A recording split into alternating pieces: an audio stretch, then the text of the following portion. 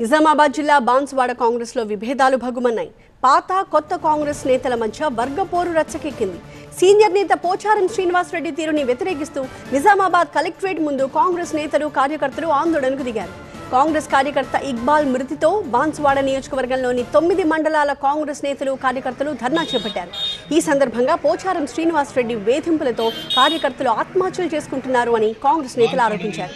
పోచారం పద్ధతి మార్చుకోకపోతే అధిష్టానానికి ఫిర్యాదు చేస్తామని బాన్సువాడ కాంగ్రెస్ నేతలు హెచ్చరిస్తున్నారు.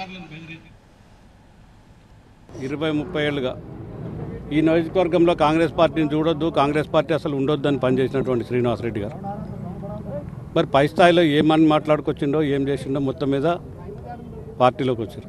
ఏమనంటే ముఖ్యమంత్రి గారి దగ్గరికి వెళ్ళటం, బ్లాక్మెయిల్ చేయటం. బ్లాక్మెయిల్ కూడా ఎట్లా, నాకు ఈ పని చేస్తే ఉంటా, లేకపోతే మళ్ళీ నేను బీఆర్ఎస్లోకి వెళ్ళిపోతాను. అరే వ్యవస్థని, శాసన వ్యవస్థని. సార్ ఇదిగోండి నా రెసిగ్నేషన్. ఎందుకు? నేనే జాబ్స్ ని క్రియేట్ చేసి బాస్ అవ్వాలనుకుంటున్నాను. ఎలా? బాస్ వాలా బీ ద బాస్.